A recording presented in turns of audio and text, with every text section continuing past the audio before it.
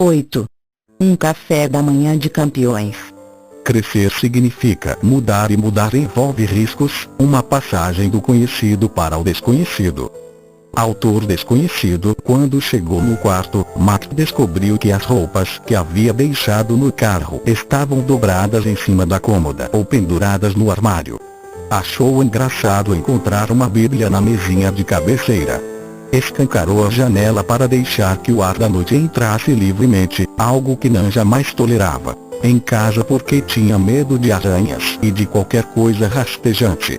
Aninhado como uma criança pequena debaixo do grosso edredom, havia lido apenas 2 versículos da Bíblia quando o livro saiu de sua mão. A luz se apagou, alguém deu-lhe um beijo no rosto. Ele foi levantado suavemente do chão, num sonho em que voava. Quem nunca voou assim talvez não acredite que seja possível, mas no fundo sente um pouco de inveja. Havia anos que ele não tinha esse tipo de sonho, pelo menos desde que a grande tristeza baixara, mas nessa noite Mac voou alto na noite estrelada, através do ar límpido e frio, sem qualquer desconforto. Sobrevoou lagos e rios, atravessou um litoral oceânico e várias ilhotas cercadas de recifes. Por mais estranho que pareça, Mac aprenderá com seus sonhos a voar erguendo-se do chão sem ser sustentado por nada, sem asas, sem qualquer tipo de aparelho, apenas ele. Os voos inicialmente o elevavam a alguns centímetros do chão, por causa do medo de cair. Aos poucos ele foi adquirindo confiança e se alçando mais alto, descobrindo que a queda não era dolorosa, apenas um pequeno ricochete em câmara lenta. Com o tempo, aprendeu a ascender até as nuvens, cobrir vastas distâncias e pousar suavemente. Enquanto planava à vontade sobre montanhas escarpadas e praias de um branco cristalino, usufruía a maravilha do sonho de voar. Subitamente, algo o agarrou pelo tornozelo e o puxou para baixo.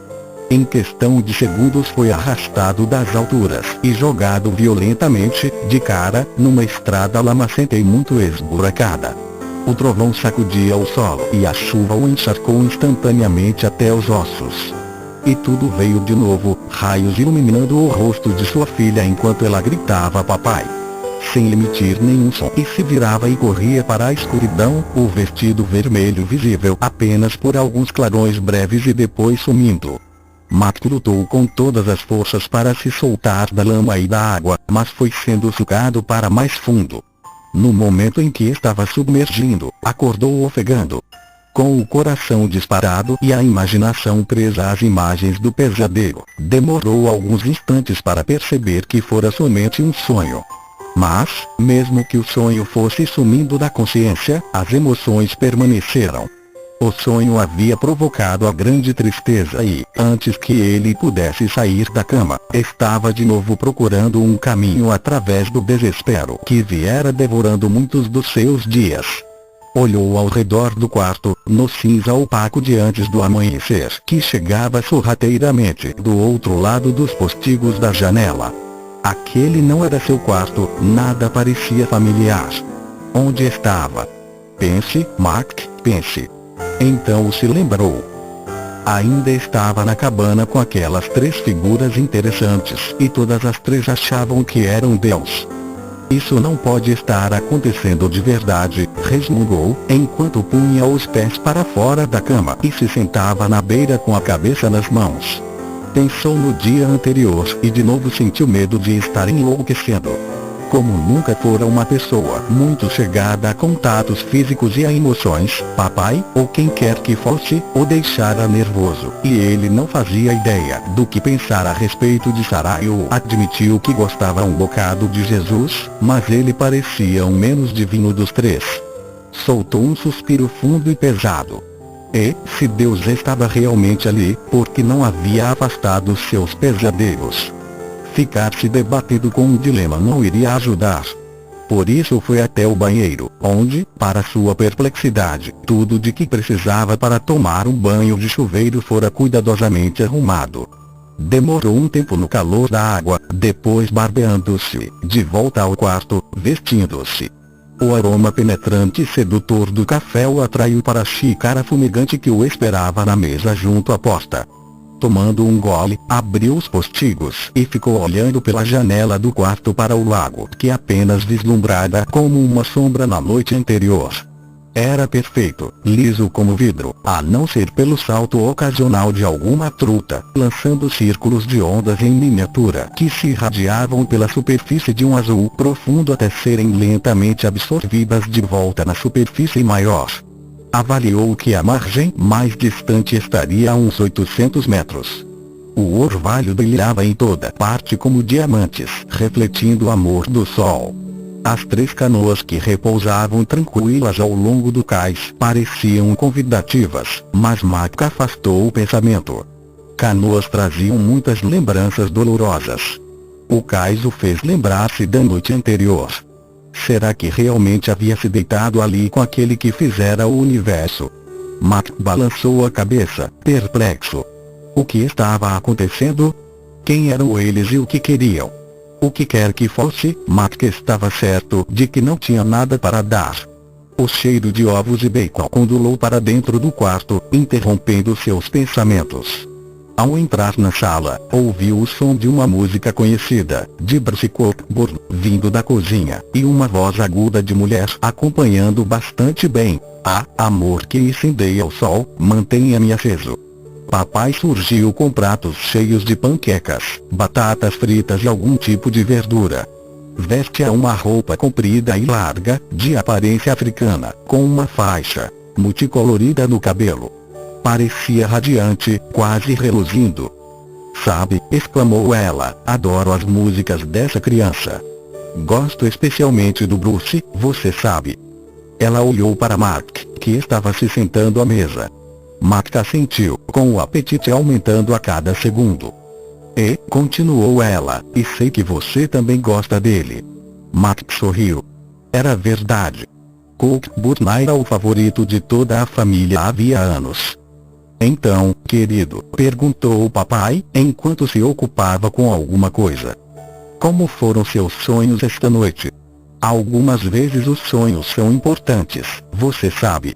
Podem ser o modo de abrir a janela e deixar que o ar poluído saia. Mac sabia que isso era um convite para destrancar a porta de seus terrores, mas no momento não estava pronto para convidá-la a entrar naquele buraco com ele. Dormi bem, obrigado, respondeu e rapidamente mudou de assunto. Quer dizer que Bruce é seu predileto?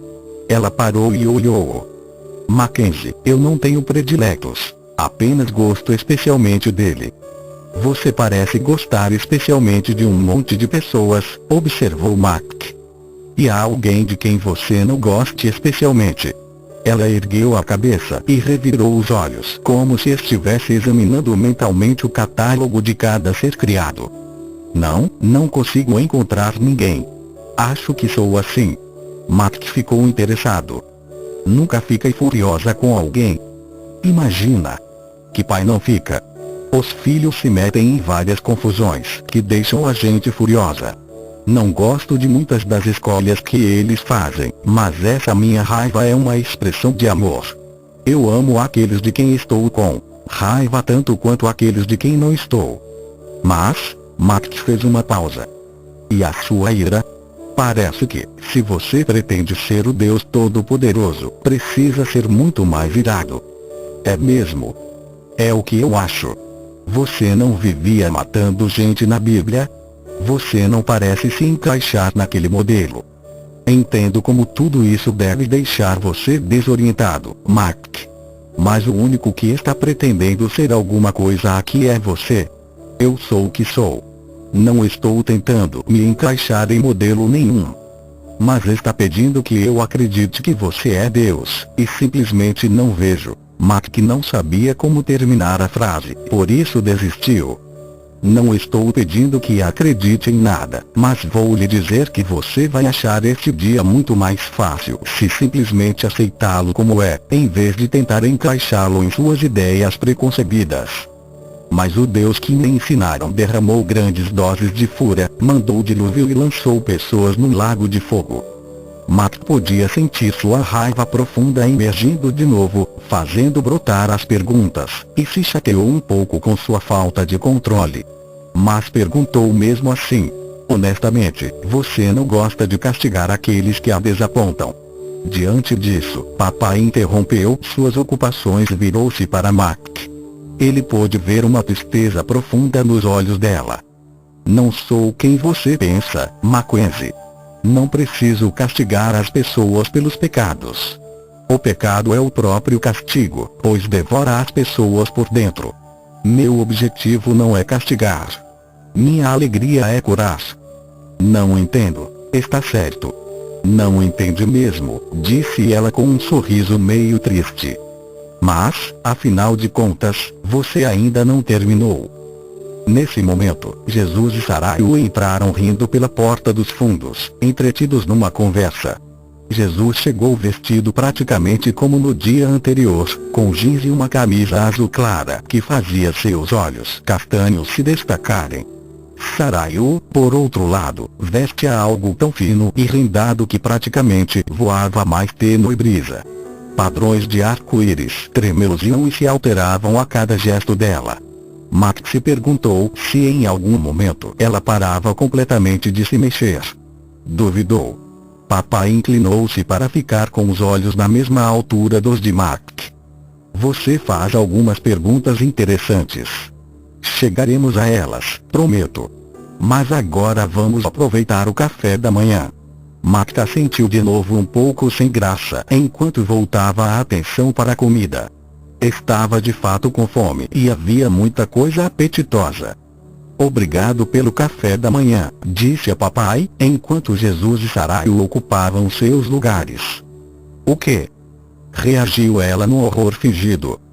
Você não vai abaixar a cabeça e fechar os olhos. Ela começou a andar em direção à cozinha, fazendo pequenos muxoxos de reprovação. O que está acontecendo com este mundo? Meu bem, não há de quê. Um instante depois retornou trazendo outra tigela com uma comida fumegante que desprendia um aroma maravilhoso e convidativo. Passaram as tigelas uns para os outros e Mac ficou fascinado enquanto olhava e ouvia papai participar da conversa de Jesus e Sarayu. Estavam falando algo sobre conciliar uma família em crise, mas não foi o que eles falavam que atraiu Mac, sim como eles se relacionavam. Nunca vira três pessoas compartilharem sentimentos com tamanha simplicidade e beleza. Cada um parecia mais interessado nos outros do que em si mesmo. Então o que acha, Mac? Perguntou Jesus, fazendo um gesto em sua direção. Não faço a mínima ideia do que vocês estão falando, respondeu Mac com a boca cheia daquelas verduras saborosas. Mas adoro o modo como falam. Uau! Disse papai, que vinha retornando da cozinha com outro prato. Vá com calma nessas verduras, rapaz.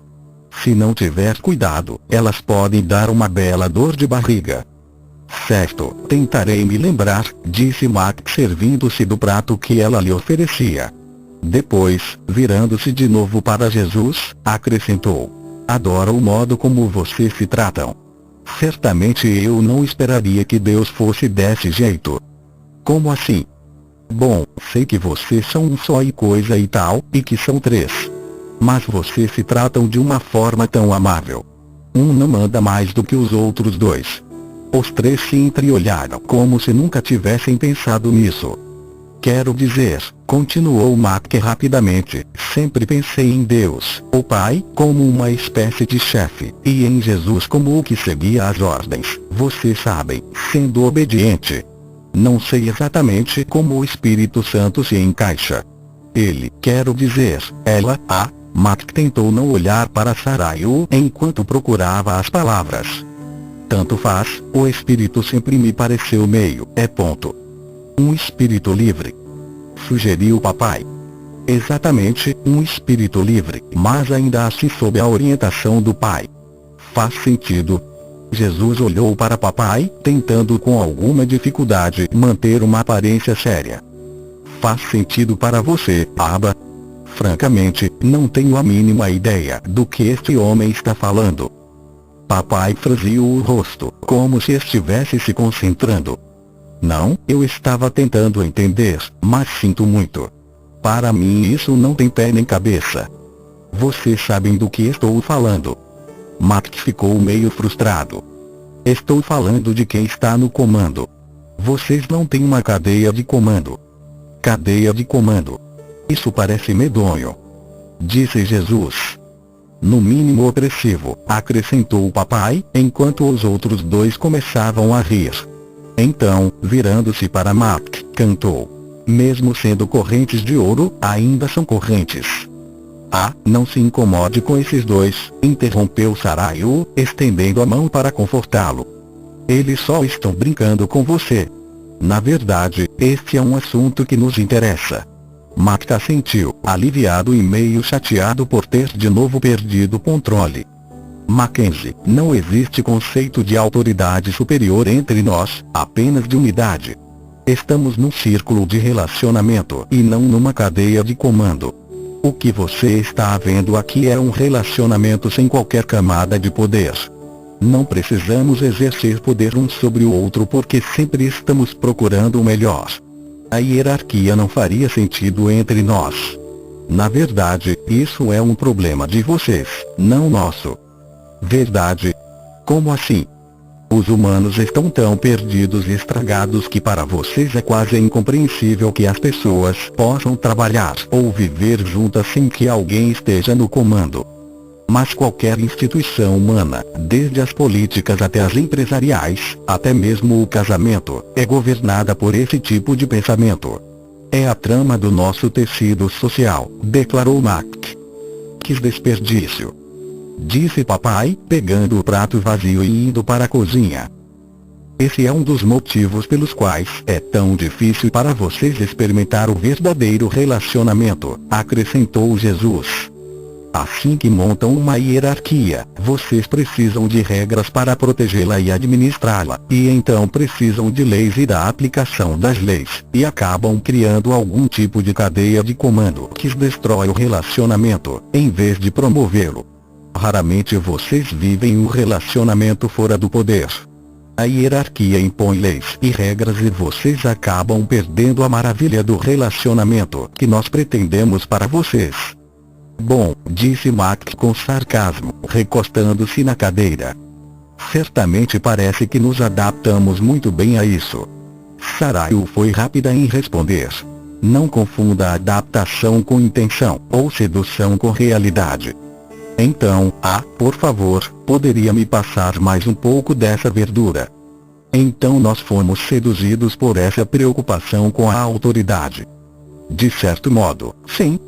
Respondeu papai, passando o prato de verduras para Mac com uma certa relutância. Só estou cuidando de você, filho. Sarayu continuou. Quando vocês escolhem a independência nos relacionamentos, tornam-se perigosos uns para os outros. As pessoas se tornam objetos a serem manipulados ou administrados para a felicidade de alguém. A autoridade, como vocês geralmente pensam nela, é meramente a desculpa que o forte usa para fazer com que os outros se sujeitem ao que ele quer. Ela não é útil para impedir que as pessoas lutem interminavelmente ou se machuquem. Às vezes. Mas no mundo egoísta também é usada para infligir grandes danos. Mas vocês não a usam para conter o mal. Nós respeitamos cuidadosamente as suas escolhas e por isso trabalhamos dentro dos seus sistemas, ao mesmo tempo que procuramos libertá-los deles, continuou o papai. A criação foi levada por um caminho muito diferente daquele que desejávamos. Em seu mundo, o valor do indivíduo é constantemente medido em comparação com a sobrevivência do sistema, seja ele político, econômico, social ou religioso. Na verdade, de qualquer sistema. Primeiro uma pessoa, depois umas poucas e finalmente muitas são facilmente sacrificadas pelo bem e pela permanência do sistema. De uma forma ou de outra, isso está por trás de cada luta pelo poder, de cada preconceito, de cada guerra e de cada abuso de relacionamento. A vontade de poder e independência se tornou tão disseminada que agora é considerada normal. E não é. É o paradigma humano, acrescentou o papai, após retornar com mais comida.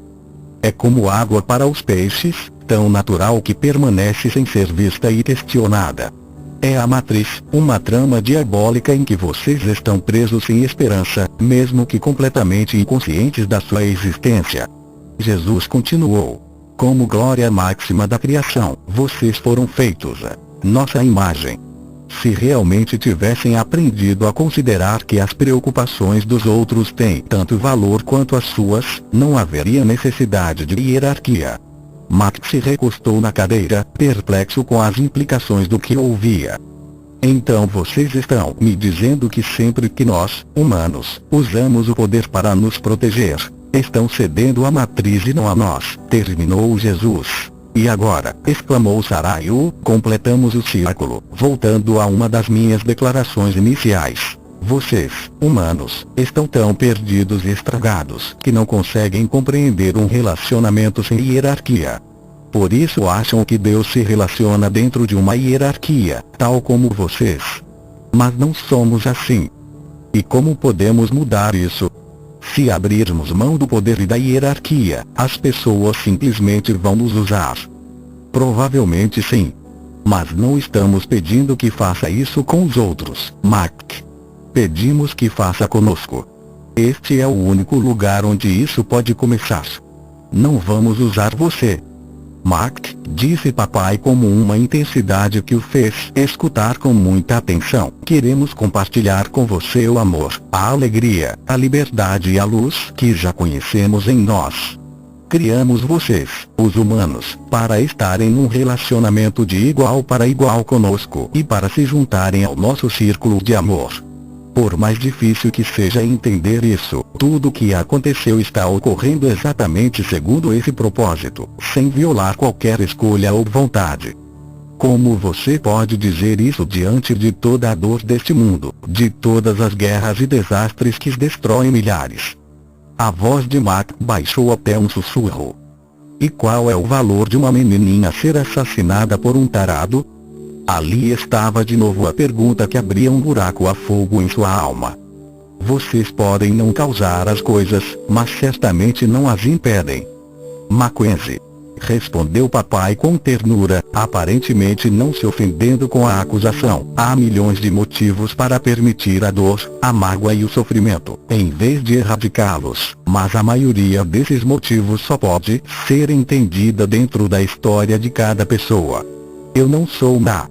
Vocês é que abraçam o medo, a dor, o poder e os direitos em seus relacionamentos. Mas suas escolhas também não são mais fortes do que os meus propósitos, e eu usarei cada escolha que vocês fizerem para o bem final e para o resultado mais amoroso. Veja só, interveio Sarayu, os humanos feridos centram sua vida ao redor de coisas que parecem boas para eles, procurando compensação. Mas isso não irá preenchê-los nem libertá-los. Eles são viciados em poder, ou na ilusão de segurança que o poder oferece. Quando acontece um desastre, essas mesmas pessoas vão se voltar contra os falsos poderes nos quais confiavam. Em seu desapontamento, se suavizam com relação a mim ou se tornam mais ousados em sua independência. Se você ao menos pudesse ver como tudo isso terminará e o que alcançaremos sem violar qualquer vontade humana, entenderia. Um dia entenderá. Mas o custo. Mac estava aparvalhado. Vejam o custo, toda a dor, todo o sofrimento, tudo que é tão terrível e mau. Ele parou e olhou para a mesa. E vejam o que custou para vocês. Valeu a pena? Sim. Foi a resposta unânime e jubilosa dos três. Mas como podem dizer isso? Desse jeito parece que o fim justifica os meios, que para obter o que querem vocês são capazes de qualquer coisa, mesmo que isso custe a vida de bilhões de pessoas. Mackenzie. Era a voz de papai outra vez, especialmente gentil e terna. Você realmente ainda não entende. Tenta dar sentido a um mundo em que vive baseado numa visão pequena e incompleta da realidade. É como olhar um desfile pelo buraco minúsculo da dor, da mágoa, do egocentrismo e do poder. É acreditar que você está sozinho e é insignificante. Tudo isso contém mentiras poderosas. Você vê a dor e a morte como males definitivos, e Deus como o traidor definitivo, ou talvez, na melhor das hipóteses, como fundamentalmente indigno de confiança. Você dita os termos, julga meus atos e me declara culpado. Parou um instante e depois prosseguiu. A verdadeira falha implícita de sua vida, Mackenzie, é que você não acha que eu sou bom. Se soubesse que eu sou bom e que tudo, os meios, os fins e todos os processos das vidas individuais, é coberto por minha bondade, mesmo que nem sempre entenda o que estou fazendo, confiaria em mim. Mas não confia.